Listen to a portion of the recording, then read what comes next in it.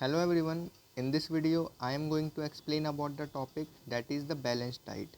In yesterday's video I had already explained about the topic of the sources of the food components from which where we all gets the nutrients or from which food items we get all types of nutrients that include the carbohydrates, fat, proteins, vitamins and minerals and some amount of roughage and water.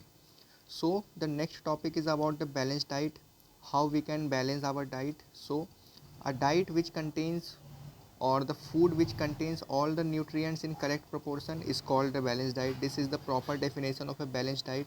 If you take your food for the first half of the day, that means your lunch, so it includes some leafy vegetables or some amount of eggs, and at last we can also add a sweet in very little amount. So all these nutrients that include some amount of fat, some amount of carbohydrates, some amount of, we can say, the vitamins including food items, so all these containing the nutrients is called the proper balanced diet. So we only not focusing on the one type of nutrients. If you are eating only the carbohydrates and the carbohydrates daily, so it will harm your body.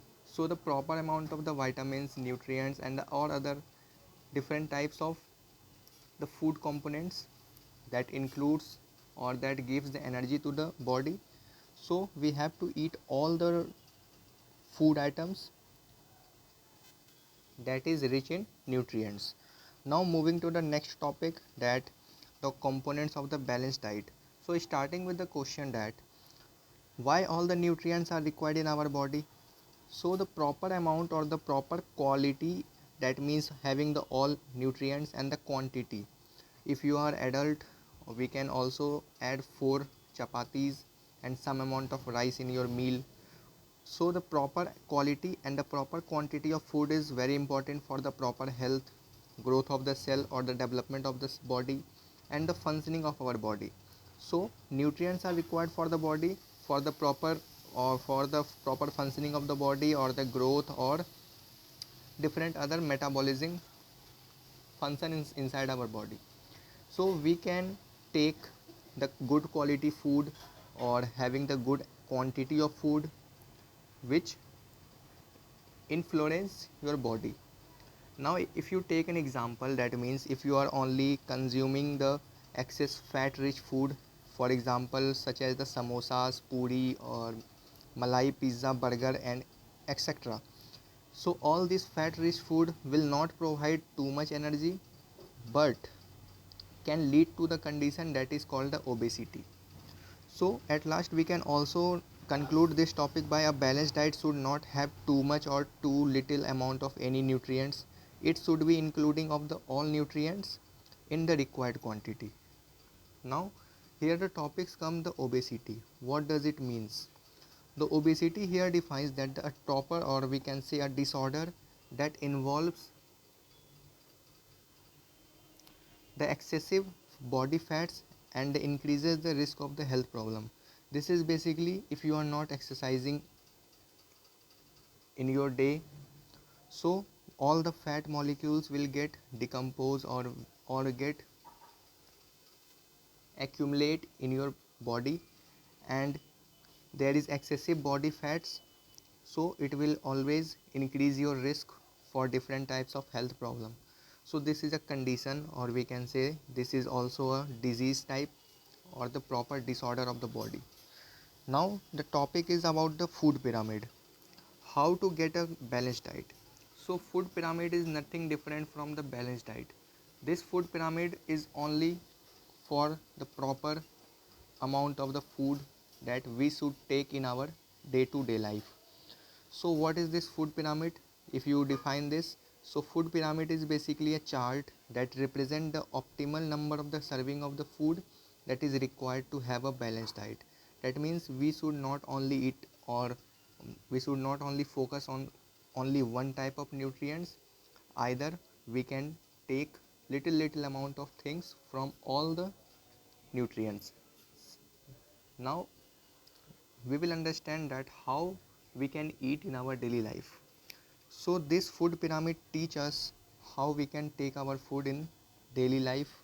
So what we should eat the less and what we should eat the most. So eating less things, that is the fat containing food, oil, salts and the sweet. So these food items we should skip from our meal, or we can, if you are taking this, so only consuming in a very little amount. Eat moderately, that means that is not regular. It should be a twice in a week or once in a week. That includes the meat, poultry, fish, egg, dry beans and sometimes dairy products that include the lassi, ghee, butter and other things. So we should eat moderately, that means twice a week or once a week. Now eat more food, that means it includes some amount of good nutrients that is required for our body. So it includes the fruit, all the fruit and all the vegetables, some some green leafy vegetables and some other vegetables. Now what food we should eat the most? So the all the grains that include the rice, wheat, pulses, grams and the cereals that include different types of pea, grams, beans, soya beans, all these things we should eat the most, or we can take it in our daily life on daily basis. These things I have written in the normal form, but this food pyramid means that it is the form of pyramid. So here from the top, if you divide into four categories, so at the top this region is called for the fats, or we can say all the nutrients which includes the fat we should eat in very less amount.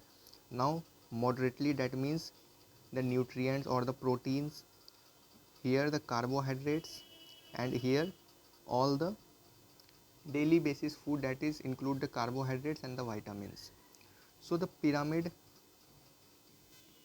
itself define the amount of food we should take in our diet. So this was about the balanced diet and the food pyramid. So in the next video we will understand about the deficiency diseases, that means how, if any nutrients is absent in our body, so which type of diseases we will suffer. So till then, thanks for watching this video.